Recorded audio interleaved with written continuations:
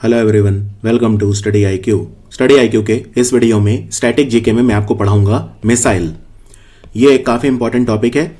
बहुत ज़्यादा question missile से आते हैं और इस वीडियो को देखने के बाद आपको मिसाइल में कभी भी कोई डाउट नहीं रहेगा। मैं आपको मिसाइल एक एक करके भी पढ़ाऊंगा, ठीक है। उसमें बताऊंगा क्या याद रखने का होता है, लेकिन पहले आपको एक कहानी भी सुनाऊंगा जिसमें आपको पता चलेगा कि भारत ने मिसाइल बनाए कैसे। तो इंडिया के मिसाइल प्रोग्राम के बारे में एक कंसेप्चुअल क्लैरिटी भी आपको मैं दूंगा। तो चलिए वीडियो को स्टार्ट करते हैं। पहले एक आपको बेसिक थोड़े बता देता हूं। जैसे आप इस मिसाइल को देखिए, ये मिसाइल जो है ये आप कहां से छोड़ रहे हैं? ये आप जमीन से छोड़ रहे हैं, राइट। यानी कि सरफेस मतलब होता है जमीन। तो ये अब अगर मान लो इसका टारगेट एक विमान है, आप इस विमान को डिस्ट्रॉय करना चाहते हैं। ये कोई विमान उड़ रहा है, ठीक है। इस विमान को आप डिस्ट्रॉय करना चाहते हैं तो ये आप हवा में भेज रहे हैं, तो ये हो गई सरफेस टू एयर मिसाइल। जहां से छोड़ते हैं वो हमेशा ऊपर लिखते हैं, फिर टू लिखते हैं और बाद में लिखते हैं जहां हमारा टारगेट होता है, ठीक है। यानी सोर्स पहले लिखते हैं और बाद में लिखते हैं टारगेट। अब मान लो शत्रु का कोई यहां पे ट्रक खड़ा हुआ है और मुझे ये मिसाइल मार के ये ट्रक पे गिरानी है, तो वो हो गई सरफेस। क्योंकि मैं छोड़ रहा हूं सरफेस से, तो सरफेस हो गई, तो हम लिखेंगे सरफेस टू। ये जमीन पे ही खड़ा है तो हम इसको लिखेंगे सरफेस टू सरफेस मिसाइल, ठीक है। तो मिसाइल किस तरह की है ये डिपेंड करता है आप उसे कहां से छोड़ रहे हो और उसका टारगेट कहां है। अब इमेजिन करो, यहां पे देखो, ये जो मिसाइल छोड़ी है मैंने, ये एक विमान से छोड़ी है। तो इसका सोर्स क्या है, कहां से छोड़ी है? एयर। अब ये अगर जमीन पे जा रही है मारने, कहीं पे जमीन पे गिरा रहे हो, तो ये हो गई एयर टू सरफेस मिसाइल। लेकिन ऐसा भी संभव है कि इस विमान के आगे कोई दूसरा विमान उड़ रहा है और आपने उस विमान को मारने के लिए मिसाइल छोड़ी है, राइट। ये भी हो सकता है कि कोई विमान नीचे उड़ रहा हो, यहां पे उस विमान को गिराने के लिए मिसाइल छोड़ी हो। तो फिर उस केस में आपका स्रोत भी एयर है और आप मार भी हवा में रहे हो, यानी आपका टारगेट भी हवा में है, तो वो हो गई एयर टू एयर मिसाइल। इस तरह से air to surface, surface to air, air to air, कई तरह की मिसाइल हो सकती हैं। तो कितने तरह की मिसाइल होती हैं, और ये जो मैं आपको क्लासिफिकेशन बता रहा हूं ये बेस्ड है लॉन्च मोड के ऊपर। लॉन्च मोड मतलब आप कहां से छोड़ रहे हो और कहां मारने वाले हो। तो सरफेस टू सरफेस, सतह से सतह, सरफेस टू एयर, सतह से हवा, सरफेस टू सी मिसाइल। अब इसका क्या मतलब है? मान लो समुद्र है, ये पूरा समुद्र है, समुद्र में शत्रु का कोई जहाज खड़ा हुआ है, ये जहाज है, राइट, ये जहाज है। अब आपने समुद्र के पास यहां से मिसाइल छोड़ी, यानी वो सरफेस है क्योंकि वो तो जमीन है, लेकिन समुद्र के पास है तो हमने उसको कोस्ट बोल दिया, यानी तट है ये समुद्र का। यहां से छोड़ी मिसाइल किसको मारने के लिए? जहाज को। और जहाज कहां पे है? समुद्र के अंदर, तो सरफेस टू सी हो गई। बड़ा आसान है, कुछ भी नहीं है। एयर टू एयर, हवा से हवा, हवा से सतह, सी टू सी। अब मिसाइल जो है वो जहाजों से भी छोड़ी जाती। तो आपने जहाज के ऊपर मिसाइल रखी हुई है और दूसरे जहाज को मारने के लिए आपने मिसाइल छोड़ दी, तो सी टू सी हो गई वो, सी टू सी। फिर सी टू सरफेस। अब ऐसा भी हो सकता है कि समुद्र से आपने छोड़ी मिसाइल कि यहां जमीन पे मारने के लिए, तो वो हो गई सी टू सरफेस। और anti tank missile. Anti tank missile बिल्कुल सिंपल होती है। अगर सामने से शत्रु का टैंक आ रहा है, शत्रु का जो है टैंक आ रहा है और आपने यहां से मिसाइल छोड़ी टैंक को उड़ाने के लिए, तो वो है एंटी टैंक मिसाइल। जैसे नाग है, जैसे हेलिना है, या संत मिसाइल है, या ध्रुवस्त्र है। आऊंगा उन पे बताऊंगा आपको, पहले कंसेप्ट क्लियर करवा दूं। तो ये तो आपको क्लियर हो गया क्लासिफिकेशन क्या है मिसाइल का, क्योंकि बहुत बच्चों को तो यही क्लियर नहीं होता ये सब क्या होता है, सरफेस टू सरफेस और ये सब। अब बड़े आसानी से आपको क्लियर हो गया होगा।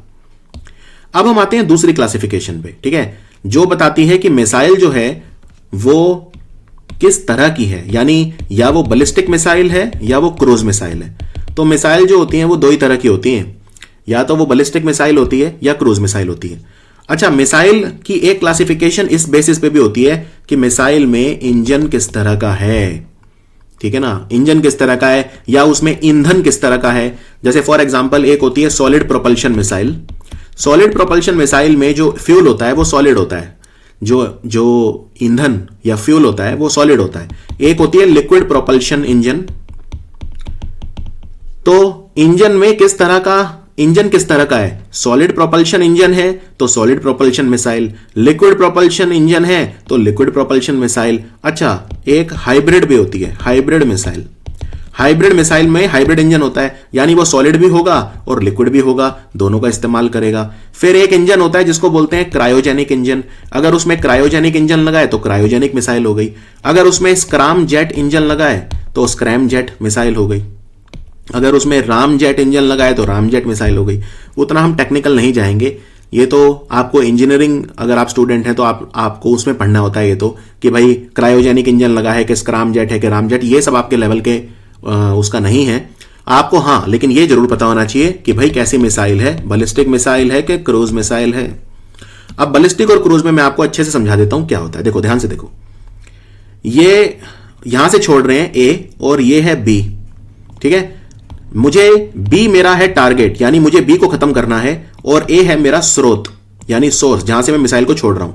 तो ये मैंने मिसाइल को छोड़ा, ठीक है, ये मेरी मिसाइल गई। अब ये मिसाइल क्या करेगी, एक तो होता है एरोप्लेन। आपने एरोप्लेन को कभी उड़ते हुए देखा है? एरोप्लेन कैसा उड़ता है? एकदम सीधा। एरोप्लेन ऐसे उड़ता है, देखो, ये एक एयरपोर्ट है, ये उसकी हवाई पट्टी है, और ये दूसरा एयरपोर्ट है, ये उसकी हवाई पट्टी है। एरोप्लेन क्या करेगा, यहां से पहले तेजी से भागेगा, फिर ऊपर उड़ेगा, फिर सीधा उड़ेगा, और फिर यहां पे ऐसे लैंड करेगा, और फिर वो रुक जाएगा। बिल्कुल क्लियर?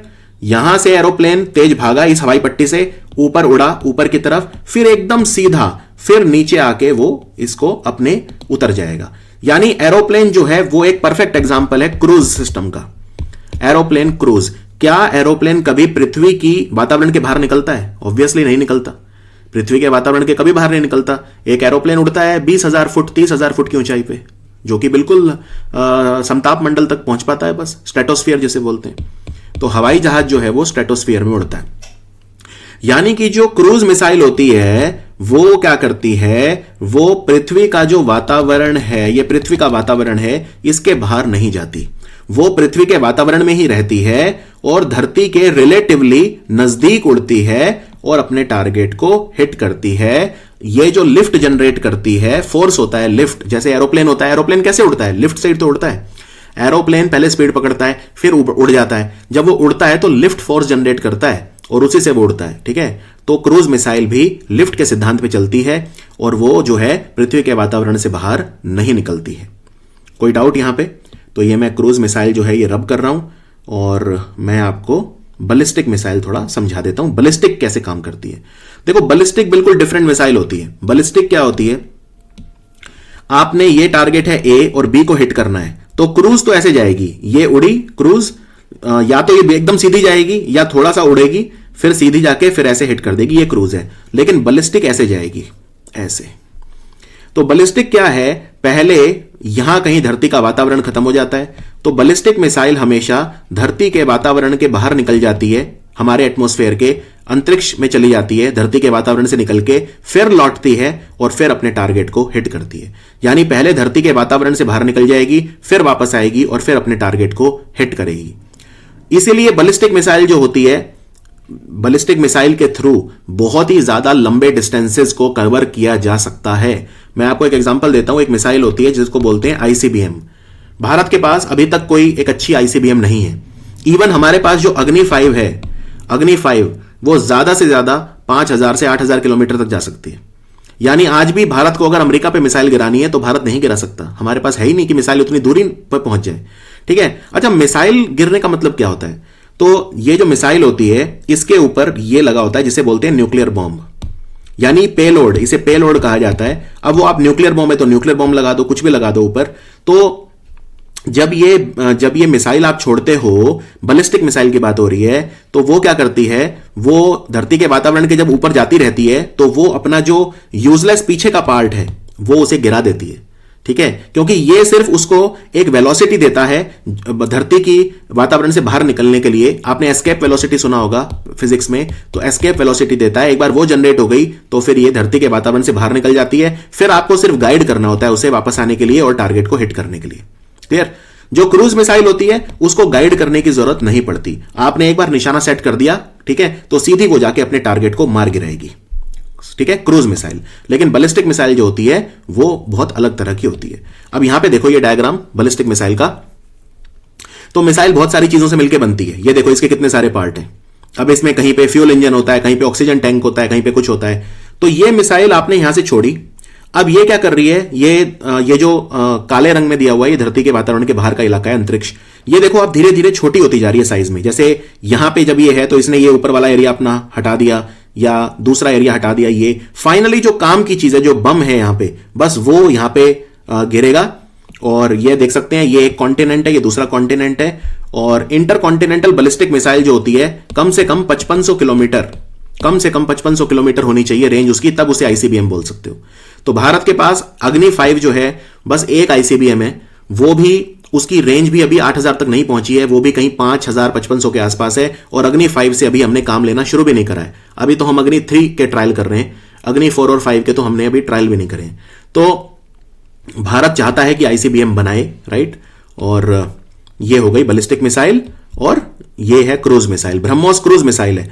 ये क्रूज मिसाइल जो होती है ये बड़ी सिंपल होती है। ये बस अपने टारगेट को जाके सीधा हिट कर देती है, या फिर आप उसको हल्का सा एक बार प्रिसीजन वो कर दो तो अपने जाके वो हिट कर देती है। प्लेन की तरह उड़ती है सीधी और एकदम जाके सटीक अपने निशाने पे लगती है।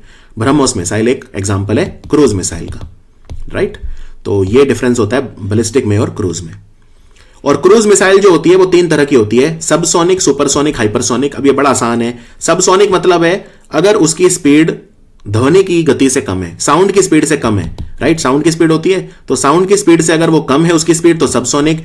साउंड की स्पीड से 2 से 3 गुना है तो सुपरसोनिक। और अगर साउंड की स्पीड से 5 गुना से ज्यादा है तो हाइपरसोनिक। और अगर मान लो मैं बोलता हूं कि किसी मिसाइल की स्पीड जो है वो साउंड के 2 गुना है तो उसको बोला जाएगा 2 माक। 2 माक। अगर कोई मिसाइल है उसकी स्पीड साउंड की स्पीड के 5 गुना है तो मैं बोलूंगा 5 माक। अगर 7 गुना है तो मैं बोलूंगा 7 माक। माक मतलब इनटू स्पीड ऑफ साउंड। तो बैलिस्टिक मिसाइल जो होती है ये वो मिसाइल है जो एक बैलिस्टिक ट्रेजेक्टरी लेती है। ये ट्रेजेक्टरी होती है इसकी बैलिस्टिक। और बैलिस्टिक मिसाइल जो होती है ज्यादा से ज्यादा डिस्टेंस कवर करने के लिए इस्तेमाल की जाती है। बहुत ही ज्यादा जो डिस्टेंस होते हैं, हालांकि शॉर्ट रेंज बैलिस्टिक मिसाइल भी होती हैं, लेकिन अगर बहुत ही ज्यादा डिस्टेंस कवर करना है, मान लो 5000 8000 किलोमीटर, तो क्रूज मिसाइल नहीं जा सकती, राइट। क्रूज मिसाइल थोड़े डिस्टेंस के लिए होती है, 300 400 किलोमीटर, 200 किलोमीटर, 100 किलोमीटर, इतने तक ही रहती है क्रूज मिसाइल। और प्रिसीजन के लिए रहती है। बहुत ज्यादा जब आपको प्रिसीजन चाहिए, मान लो आपको कोई पूरा शहर तबाह करना है, तो उसमें आपको बहुत ज्यादा सटीकता नहीं चाहिए। आप उस शहर पे बम गिरा रहे हो तो आपको बैलिस्टिक मिसाइल यूज करोगे। लेकिन जहां आपको प्रिसीजन चाहिए, मतलब मान लो आपको कोई शत्रु का कोई एक बिल्डिंग गिरानी है तो उतना प्रिसीजन आपको चाहिए, तो फिर आप क्रूज मिसाइल यूज करोगे बहुत पास से। तो अब मैं आपको एक कहानी सुनाता हूं। यह कहानी सुननी आपके लिए बहुत ज्यादा जरूरी है, तभी आपको कंसेप्ट क्लियर होंगे और तभी आपको पता चलेगा कि मिसाइल बनाने के लिए भारत ने कितनी मशक्कत करी है, राइट। ये कहानी ऐसा जरूरी नहीं है कि आपसे एग्जाम में पूछी जाएगी या, लेकिन आपको एक अंडरस्टैंडिंग होनी चाहिए। हाँ, एग्जाम रिलेवेंट चीजें मैं आपको बाद में पढ़ाऊंगा इसी वीडियो में, जब मैं आपको सारे मिसाइल एक एक करके पढ़ाऊंगा। लेकिन अभी मैं आपको पहले कहानी सुनाता हूं। तो देखो, भारत के पास मिसाइल होनी चाहिए, ये सबसे पहले किसने सोचा? ये सोचा सबसे पहले जवाहरलाल नेहरू ने, ठीक है। लेकिन वो कामयाब नहीं हो पाए, ठीक है। जो भारत का सबसे पहले मिसाइल प्रोग्राम है वो सोचा गया 1958 में। गरीब देश थे, खाने के लिए भी हमारे पास बहुत ज्यादा नहीं था। अमेरिका और दूसरे कंट्रीज से हम ग्रीन रेवोल्यूशन भी नहीं आया था, ये तो 58 का समय है। हमारे यहाँ खाने के लिए अन्न तक नहीं था। ऐसे में बहुत ज्यादा क्रिटिसिज्म होने लगा कि भाई मिसाइल वगैरह की क्या जरूरत है, क्योंकि ये तो बहुत महंगी चीजें हैं, ये तो आप पहले देश का पेट भरो। इस तरह की एक थिंकिंग काफी ज्यादा थी उस समय में। एक कहीं ना कहीं एक सोशलिस्ट माइंडसेट भी था, क्योंकि गरीब देश थे बहुत ज्यादा। ऐसे में हंगर और ये चैलेंजेस बहुत ज्यादा थे। लेकिन फिर भी 1958 में हमने सोचा कि भाई मिसाइल बनाएं, मिसाइल में आत्मनिर्भरता है उसे हासिल करें। तो जवाहरलाल नेहरू जी ने एक प्लूटोनियम रीप्रोसेसिंग प्लांट बनाया ट्रॉम्बे में, ठीक है, प्लूटोनियम रीप्रोसेसिंग प्लांट। और कोशिश की जाने लगी कि चलो एंटी टैंक गाइडेड मिसाइल जो हैं वो बनाई जाए, क्योंकि 1947 में जब देश आजाद हुआ था तो उसी साल हमारा पाकिस्तान से एक छोटे लेवल का युद्ध भी हुआ था। उसके बाद अभी तक तो कोई युद्ध हुआ नहीं था, क्योंकि 58 की बात कर रहे हैं, 1962 में हमारा चाइना से युद्ध हुआ था। तो अभी तक कोई हमें ऐसी नीड भी नहीं थी मिसाइल बनाने की। लेकिन फिर भी कोशिश की गई कि एंटी टैंक गाइडेड मिसाइल बनाई जाए। तो उसके बाद क्या हुआ, कुछ ना कुछ कोशिश की जाने लगी, लिक्विड फ्यूल सस्टेनर इंजन बनाने की कोशिश की जाने लगी, और दूसरा प्लूटोनियम रिप्रोसेसिंग प्लांट। लेकिन ये दोनों प्रोजेक्ट फेल हो गए और इनके लिए फिर फंडिंग भी रुक गई। क्लियर?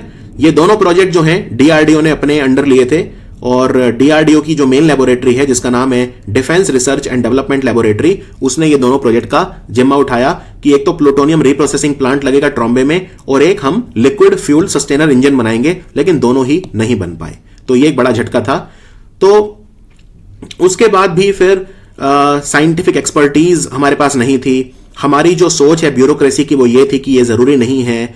डीआरडीओ के पास उस समय तकनीकी और संगठन की कमी थी, यानी ऑर्गेनाइजेशनल शॉर्टकमिंग थे, उतना संगठन मजबूत नहीं था डीआरडीओ के पास। हमारे पास साइंटिस्ट ही कहां थे उस वक्त, हमारे पास साइंटिस्ट ही कहां थे। जो साइंटिस्ट थे वो हमारे या तो न्यूक्लियर प्रोग्राम में बिजी थे या वो हमारे इसरो वगैरह में बिजी थे, राइट। तो ऐसे में जो हमारे साइंटिस्ट थे, चाहे वो विक्रम साराभाई हों, चाहे वो डॉक्टर होमी भाभा हों, या वो सब हमारे न्यूक्लियर प्रोग्राम में बिजी थे। तो हमारे पास कोई एक्सपर्टीज नहीं थी कि हम मिसाइल बनाएं, ठीक है। टेक्निकल प्रॉब्लम थे, सपोर्ट नहीं था पॉलिटिशियन से, इस पे राजनीति बहुत होती थी कि मिसाइल बनाएंगे, गरीब देश हैं। फिर आर्मी से भी कहीं ना कहीं ओपोजिशन था, सिविलियन ब्यूरोक्रेट जो थे उनसे भी कहीं ना कहीं ओपोजिशन था, और फाइनली दोनों प्रोजेक्ट फेल हो गए। यानी कि ना तो डीआरडीओ प्लूटोनियम रिप्रोसेसिंग प्लांट बना पाया, ना ही वो लिक्विड फ्यूल सस्टेनर इंजन को बना पाया, और यह कहानी चलती रही लगभग 1970 तक। इस बीच में अच्छी बात एक हुई कि फ्रांस ने हमें एक रॉकेट दिया पहली बार मई 1964 में, जो था सेंटोर रिसर्च रॉकेट, और हमने उस पर काम करना स्टार्ट किया। तो उससे कुछ ना कुछ हमें एक्सपर्टीज मिली, क्योंकि बाद में जब हमने मिसाइल फाइनली 1985 में बनानी स्टार्ट करी थी, तो हमें 20 साल का एक्सपीरियंस फ्रांस के जो रॉकेट थे उनके साथ हो गया था हमारे इंजीनियर को। क्योंकि 64 में मिला था तो लगभग 85 में प्रोडक्शन स्टार्ट हुआ था, 83 में प्रोजेक्ट आया था, इंटीग्रेटेड मिसाइल डेवलपमेंट प्रोजेक्ट, तो हमें काफी एक्सपीरियंस हो गया था। तो 1970 तक यही चलता रहा, हम एकदम फेल हो गए, मिसाइल नहीं बना पाए। अब बात करते हैं अगले 10 साल, 1971 से 1980। अब इस दौरान भी कुछ नहीं हो पाया, तो भारत की सरकार ने 2 प्रोजेक्ट स्टार्ट करे। एक था प्रोजेक्ट डेविल और एक का नाम था प्रोजेक्ट वैलिएंट।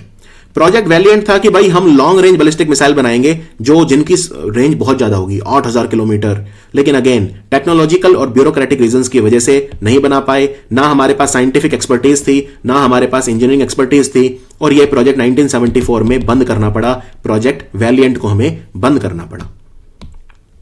फिर प्रोजेक्ट डेविल आया 1972 में। प्रोजेक्ट डेविल में हमारी ये कोशिश रही, एक काम करते हैं, रशिया से कोई रॉकेट या मिसाइल खरीद लेते हैं और उसको स्टडी करते हैं, फिर उसको रिवर्स इंजीनियर करके स्टडी करते हैं। रिवर्स इंजीनियरिंग मतलब ये होता है, आपने मान लो 4 पुर्जे मिलाकर कोई चीज बनाई, ये वो चीज बन गई, 4 पुर्जे लगे।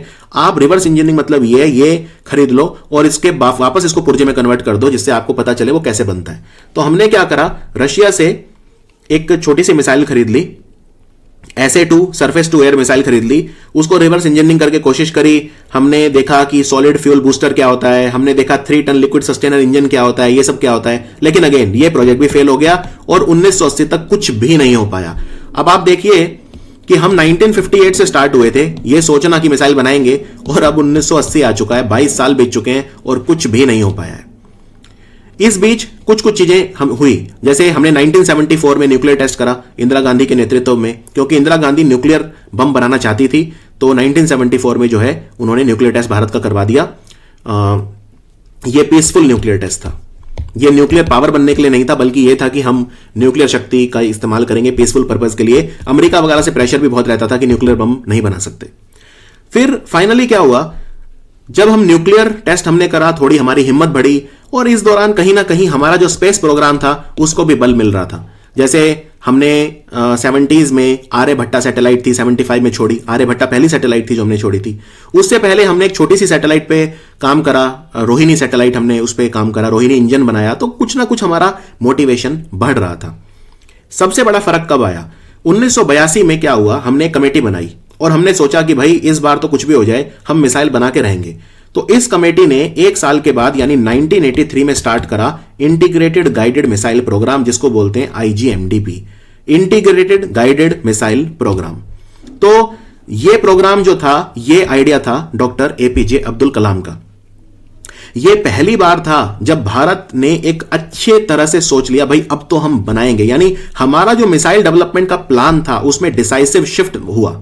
ठीक है। और ये प्रोग्राम फाइनली 1983 में स्टार्ट हुआ, जिसका नाम है integrated guided missile development program. ये डीआरडीओ ने स्टार्ट करा और ये इसमें पहली बार भारत में नेताओं ने भी सपोर्ट करना स्टार्ट किया, इसे आर्मी ने भी सपोर्ट करना स्टार्ट किया, जनता ने भी सपोर्ट करना स्टार्ट किया कि हां भाई अब हमें मिसाइल चाहिए। क्यों? क्योंकि अब तक 62 का युद्ध हो चुका था, 65 का युद्ध पाकिस्तान के खिलाफ और 71 का युद्ध पाकिस्तान के खिलाफ हो चुका था। 3 युद्ध हो चुके थे और तब हमें रियलाइज हुआ कि भाई अब हमें एक महाशक्ति बनना है। तो एपीजे अब्दुल कलाम जी का सबसे बड़ा हाथ है इसमें, क्योंकि यही थे इस प्रोग्राम के करता धरता, मतलब इन्हीं का आइडिया था कि एक हम आईजीएमडीपी स्टार्ट करें। अब देखिए, अब यहां से कहानी स्टार्ट होती है जो एक्चुअल में अब आईजीएमडीपी अप्रूव हो गया, फंडिंग मिलने लग गई, पैसा मिलने लग गया, पॉलिटिशियंस पूरा सपोर्ट करने लग गए, कोई किसी तरह की राजनीति नहीं, कुछ नहीं। तो आईजीएमडीपी को सबसे पहले सोचा एपीजे अब्दुल कलाम ने कि भारत को आत्मनिर्भर बनाया जाए मिसाइल टेक्नोलॉजी में। डॉक्टर कलाम उस वक्त कौन थे? उस वक्त ये डीआरडीओ की डिफेंस रिसर्च और डेवलपमेंट लेबोरेटरी के डायरेक्टर थे, राइट। और सबका जब सपोर्ट मिला तो फिर यह प्रोग्राम गवर्नमेंट ने भी अप्रूव कर दिया और 26 जुलाई 1983 को यह प्रोग्राम अप्रूव हो गया। अब देखो इस प्रोग्राम से हमने क्या क्या बनाया। यह जो प्रोग्राम था इसको पैसा खूब मिला सरकार का, ठीक है, खूब पैसा मिला। हमें अनुसंधान करा, हमने शोध करा, उद्योग लगाए, जरूरत पड़ी तो सब कुछ करा। फाइनली भारत ने 5 मिसाइल बना दी, ठीक है, 5 मिसाइल बना दी अगले 20 सालों में लगभग। इनका नाम है पटना, याद रखने की ट्रिक है पटना। तो सबसे पहली मिसाइल हमने कौन सी बनाई? पृथ्वी, ठीक है। ये कोई ऐसा नहीं है कि ऑर्डर में है, लेकिन सबसे पहली जो थी वो पृथ्वी। लेकिन पृथ्वी शॉर्ट रेंज थी, यानी बहुत कम दूरी के लिए मार सकती थी, सिर्फ 150 किलोमीटर। तो फिर हमने अग्नि बनाई। अब अग्नि क्या है? अग्नि बहुत सारे, अग्नि किसी मिसाइल का नाम नहीं है, अग्नि मिसाइल सिस्टम का नाम है। अग्नि 1 2 3 4 5 कई तरह की मिसाइल होती हैं। अग्नि बनाई, त्रिशूल बनाई, नाग बनाई और आकाश बनाई। तो ये पटना जो है ये आपको हमेशा याद रखना है। ये पूछते हैं कि इंटीग्रेटेड मिसाइल डेवलपमेंट प्रोग्राम जो था भारत का, आईजीएमडीपी जो था, इंटीग्रेटेड मिसाइल डेवलपमेंट प्रोग्राम, उसमें हमने 5 मिसाइल कौन से बनाए? तो ये हैं 5। सबसे पहला पृथ्वी, ये short range surface to surface ballistic missile है। अब आपको पता होगा शॉर्ट रेंज मतलब जो जिसकी दूरी कम है, सरफेस टू सरफेस अब आपको पता है, बैलिस्टिक अब आपको पता है। Agni intermediate range surface to surface. Agni कई तरह की है तो ये मैं एक एक करके पढ़ाऊंगा आपको। फिर Trishul short range low level surface to air. Nag 3rd generation anti tank. और Akash medium range surface to air. तो त्रिशूल और आकाश सरफेस टू एयर हैं, ठीक है। पृथ्वी और अग्नि सरफेस टू सरफेस हैं और नाग एंटी टैंक है। ये 5 मिसाइल हमने फाइनली बनाई। तो डॉक्टर कलाम जो है उन्होंने बहुत बड़ा रोल प्ले करा कि अग्नि और पृथ्वी मिसाइल को बनाने में, उनको डेवलप करने में और ऑपरेशनलाइज करने में। और फाइनली हमने आईजीएमडीपी प्रोग्राम को बंद करा 2008 में। यानी जो प्रोग्राम 1983 में जिसको अप्रूवल मिला था वो 2008 में, यानी कि 25 साल के बाद जो है वो खत्म हुआ। लेकिन हमें 5 मिसाइल देने के बाद जो है पटना, ठीक है। तो अब यह कहानी बहुत जरूरी थी आपको बताने के लिए कि भाई, क्योंकि अब आपको यह पता होगा कि भाई मिसाइल बनाना कोई आसान काम नहीं है, राइट, कोई आसान काम नहीं है। तो सबसे पहले हमने पृथ्वी बनाई जो सिर्फ 150 किलोमीटर रेंज थी। यानी इसका पर्पस यह था कि बस पाकिस्तान को नजर में रखो, पाकिस्तान पे हमारी न्यूक्लियर स्ट्राइक कैपेबिलिटी होनी चाहिए। फिर 1994 में जो है अग्नि बनाई हमने, और अग्नि जो है एक बहुत बड़ा स्टेप था क्योंकि इसकी रेंज बहुत ज्यादा थी। उसके बाद 1990s में और हमने बाकी मिसाइल फिर शुरू करी बनानी। फिर हमने अग्नि का विस्तार करा, अग्नि 2, अग्नि 3 और ये सब बनाए। पृथ्वी 2 बनाई हमने, पृथ्वी 3 बनाई हमने। फिर हमने ब्रह्मोस बनाई फाइनली 2001 में, और ये भी बहुत रशिया के सपोर्ट से बनाई थी ब्रह्मोस। तो ये बहुत इंपॉर्टेंट कदम था क्योंकि रशिया से जो हमने ब्रह्मोस मिसाइल ली थी ये हमारी पहली क्रूज मिसाइल थी। उसके बाद फिर हमने कुछ और मिसाइल डिफेंस सिस्टम भी बनाए। प्रद्युमन टेस्ट किया हमने, ये बैलिस्टिक मिसाइल डिफेंस सिस्टम था। और उसके बाद भारत और इजराइल जो है बराक 8 मिसाइल डिफेंस सिस्टम भी बना रहे हैं। 2 तरह का है ये सरफेस टू एयर मिसाइल है बराक 8। इसको long range surface to air missile या medium range surface to air missile बोलते थे पहले। तो ये एक आपको बेसिक अंडरस्टैंडिंग मैंने दे दी। फिर हमने धनुष बनाई फाइनली। फिर हमने जो है प्रहार मिसाइल बनाई, फिर उसको रिप्लेस करा, प्रणाश से रिप्लेस करा। अग्नि के हम टेस्ट जो है वो लगातार करते गए, ठीक है। निर्भय बनाई हमने, फिर लॉन्ग रेंज क्रूज मिसाइल, और फिर हम MTCR के मेंबर बन गए, मिसाइल टेक्नोलॉजी कंट्रोल रेजिम। तो मिसाइल टेक्नोलॉजी भी इंडिया को मिलने लगी है और इंडिया अब दूसरे कंट्रीज के साथ मिलकर भी जो है वो मिसाइल बना सकता है लॉन्ग रेंज की। तो ये MTCR बनने का फायदा भारत को हुआ। क्लियर? अब एक एक करके सारी मिसाइल पढ़ते हैं। ये तो एक स्टोरी थी सिर्फ आपका इंटरेस्ट जगाने के लिए और आपको चीजें बताने के लिए। अब हम आते हैं एग्जाम ओरिएंटेड वीडियो पे। एग्जाम में क्या पूछते हैं, ठीक है? तो ये आप देख रहे हो अग्नि मिसाइल, ये अग्नि मिसाइल है और बैलिस्टिक मिसाइल है। तो अग्नि 1 की बात करते हैं, स्टार्ट करते हैं एक एक करके सारी मिसाइल को पढ़ना। सबसे पहले अग्नि 1, ये इसमें देखो क्या क्या याद रखना है आपको। इसकी रेंज पूछते हैं कई बार एग्जाम में, ये पूछते हैं किस तरह की मिसाइल है, सरफेस टू सरफेस है, सरफेस टू एयर है, या क्या है, ये सब है, या किसने बनाई है। तो यही क्वेश्चन पूछे जाते हैं। तो अग्नि 1 एक मीडियम रेंज बैलिस्टिक मिसाइल है, सरफेस टू सरफेस मिसाइल है। इसकी रेंज है 700 से 1200 किलोमीटर। और याद रखिए रेंज ऐसा नहीं है कार्व्ड इन स्टोन है, रेंज हम बढ़ाते रहते हैं समय समय पे, ये भी आपको ध्यान रखना है। डीआरडीओ ने डेवलप करी थी, मतलब इसका डिजाइन वगैरह तैयार करा था, और मैन्युफैक्चरिंग इसकी होती है भारत डायनेमिक्स लिमिटेड के द्वारा। डीआरडीओ तो रिसर्च ऑर्गेनाइजेशन है, तो रिसर्च करके बना देती है कोई चीज, फिर कमर्शियल प्रोडक्शन उसका कौन करता है? तो कमर्शियली जो प्रोड्यूस होती है भारत डायनेमिक्स लिमिटेड के द्वारा होती है। अग्नि आपको सारी अलग अलग पढ़ने की जरूरत नहीं है। अग्नि 1 मैंने आपको बता दी, ये कंपेरिजन है सारी अग्नि का, ठीक है? अग्नि 1 मीडियम रेंज बैलिस्टिक मिसाइल है, मीडियम रेंज 700 से 1200। मीडियम रेंज जनरली 1000 से 3000 किलोमीटर तक होती है मीडियम रेंज। फिर अग्नि 2 इसकी रेंज है 2000 से 3500। अग्नि 3 3000 से 5000। ये इंटरमीडिएट रेंज हो गई। इंटरमीडिएट रेंज जो होती है वो और ज्यादा होती है, ठीक है? 3000 से 5500। ऐसी कोई लिमिट नहीं है वैसे कि इतने में ही होगी, लेकिन एक जनरल अंडरस्टैंडिंग है 3000 से 5500 अगर रेंज होती है तो इंटरमीडिएट बोल देते हैं। 5500 से ज्यादा होती है तो फिर हम आईसीबीएम बोलते हैं, इंटरकॉन्टिनेंटल बैलिस्टिक मिसाइल। अग्नि 4 भी इंटरमीडिएट रेंज 3500 से 4000, और अग्नि 5 की रेंज सबसे ज्यादा है 5000 से 8000 किलोमीटर। ये इंटरकॉन्टिनेंटल बैलिस्टिक मिसाइल है। क्लियर? तो आप देख रहे हैं जैसे जैसे अग्नि की नंबरिंग बढ़ रही है वैसे वैसे उनकी जो रेंज है, मारक क्षमता है, वो बढ़ रही है। तो अग्नि और पृथ्वी दोनों ही सरफेस टू सरफेस मिसाइल हैं, दोनों ही बैलिस्टिक मिसाइल हैं। फर्क इतना है पृथ्वी की रेंज कम है और अग्नि की रेंज ज्यादा है, बस इतना ही फर्क है। अब आते हैं पृथ्वी मिसाइल। भारत ने सबसे पहली मिसाइल जो बनाई थी integrated guided missile development project यानी आईजीएमडीपी में, वो थी पृथ्वी। ये शॉर्ट रेंज है, ठीक है? बैलिस्टिक है, सरफेस टू सरफेस है, वही सब है। पृथ्वी 2 तरह की है, पृथ्वी 1 और पृथ्वी 2। पृथ्वी 1 की रेंज है 150 किलोमीटर, पृथ्वी 2 की रेंज पहले 250 थी, अब 350 तक जा रही है, ठीक है? 250 से 350 पृथ्वी 2 है। पृथ्वी 3 के भी परीक्षण किए जा रहे हैं, जिसकी माना जा रहा है रेंज 600 तक हो सकती है। इसको भी डीआरडीओ ने डेवलप करा है और इसको बनाया है भारत डायनेमिक्स लिमिटेड ने। अब बात करते हैं धनुष मिसाइल। धनुष मिसाइल जो है ये भी बैलिस्टिक मिसाइल है, शॉर्ट रेंज है ये भी। इसकी रेंज आप देख सकते हो ज्यादा से ज्यादा 350 किलोमीटर तक है। और धनुष मिसाइल अलग से कुछ नहीं है, पृथ्वी को ही अगर हम पानी से छोड़ते हैं, नेवल वर्जन है ये पृथ्वी का ही। यानी पृथ्वी मिसाइल जो होती है, क्योंकि वो तो सरफेस से छोड़ी जाती है, सरफेस टू सरफेस है, लेकिन जो धनुष मिसाइल है हम इसको बेसिकली क्या है कि शिप से अगर शिप से छोड़ें और दूसरे शिप को मारने के लिए, यानी हम इसे सरफेस टू सरफेस की बजाय शिप टू शिप कर दें, तो फिर ये हम इसको धनुष बोल देते हैं। तो ये धनुष अलग से कुछ नहीं है, पृथ्वी ही है, बस उसका नेवल वर्जन है। नेवी जब यूज करती है उसे तो नाम उसका धनुष रखती है। इसकी रेंज भी वही है पृथ्वी 2 की जितनी, 350 किलोमीटर। अब बात करते हैं त्रिशूल मिसाइल। त्रिशूल मिसाइल थोड़ी अलग है क्योंकि सरफेस टू एयर है ये हवाई टारगेट्स को मारने के काम आती है। और इसकी जो रेंज है वो है 12 किलोमीटर, यानी 12 किलोमीटर तक अगर कुछ भी उड़ रहा है आकाश में तो ये उसको मार सकती है 5.5 किलो का वॉरहेड लेकर, यानी 5.5 किलो तक का बम गिरा सकती है।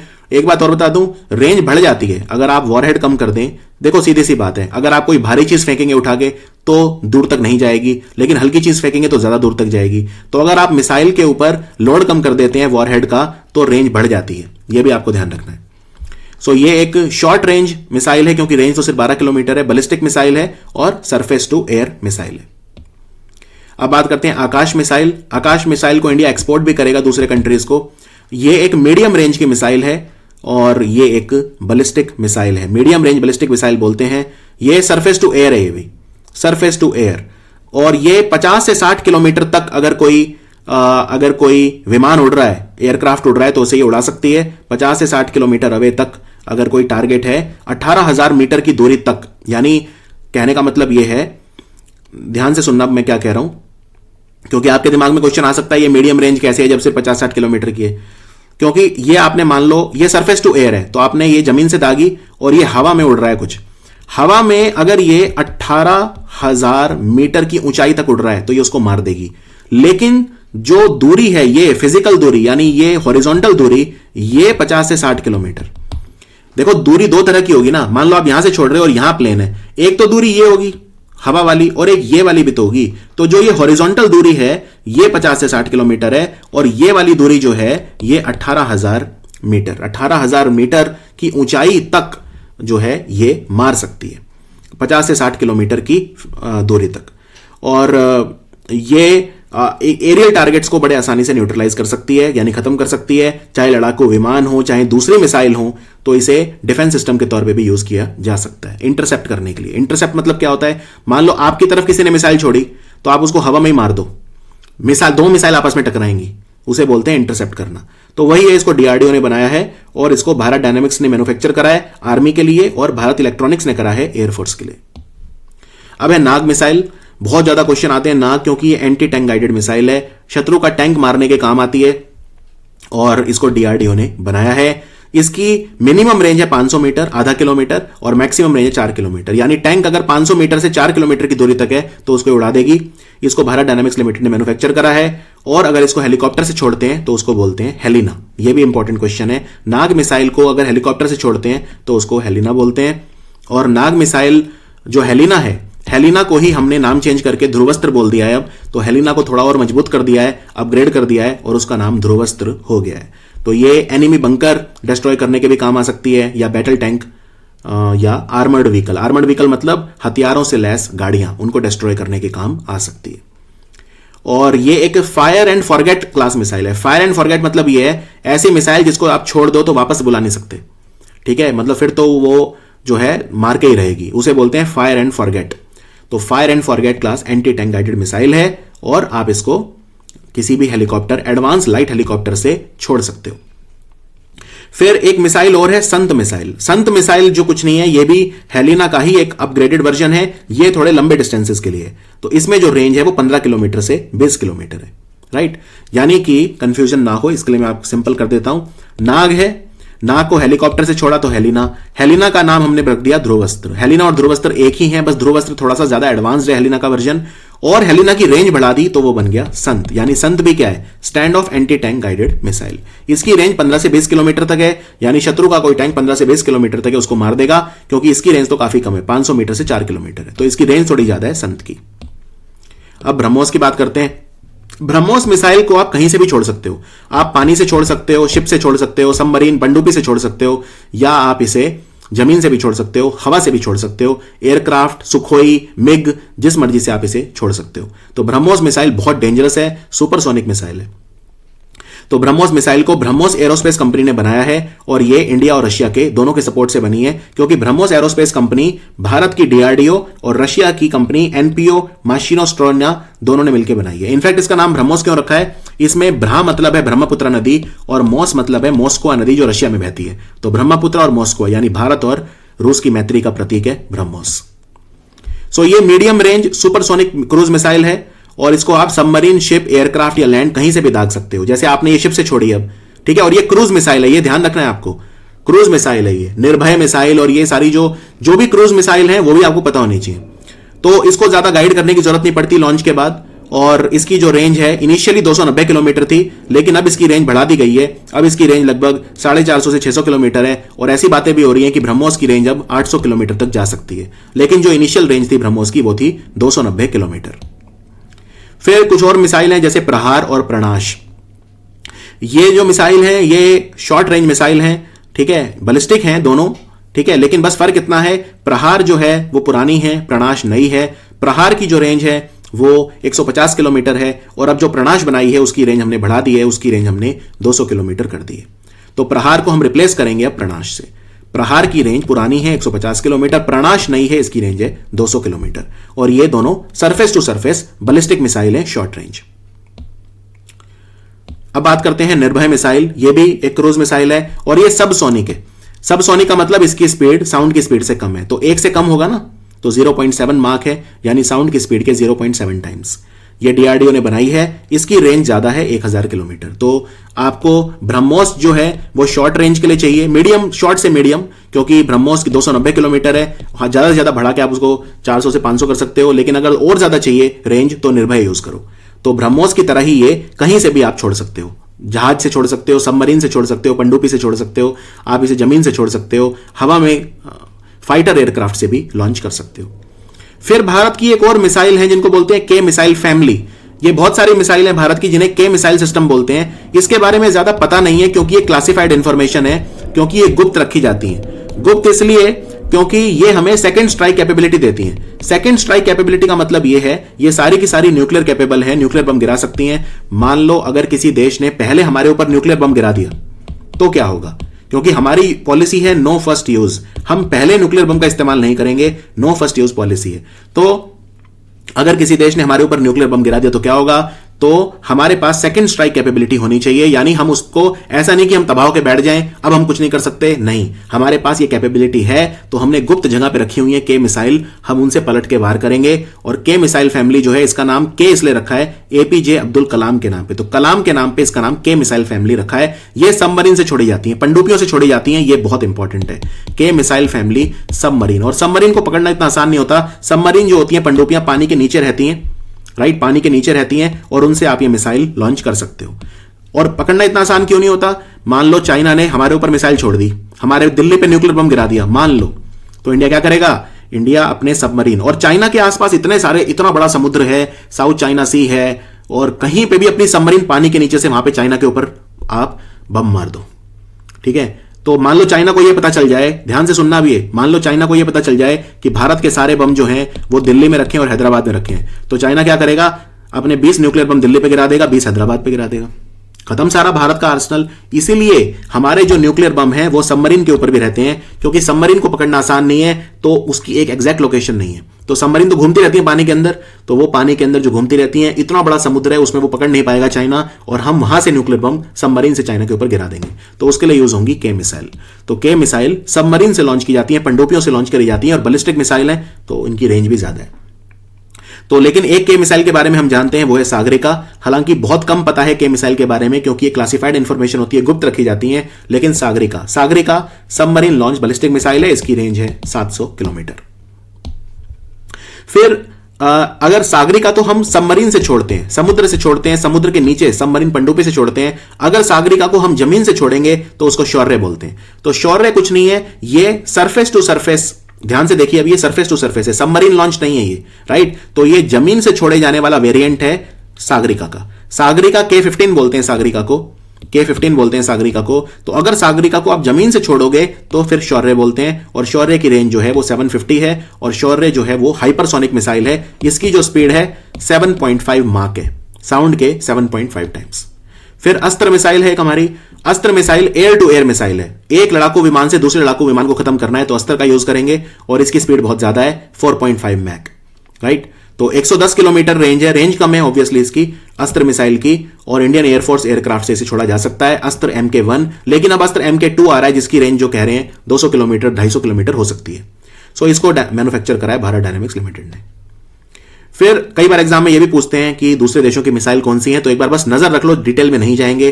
पाकिस्तान की मिसाइल ये हैं गजनवी, गौरी, शाहीन, बाबर और राड। ये पांचों पे क्वेश्चन आ चुके हैं, पांचों पे।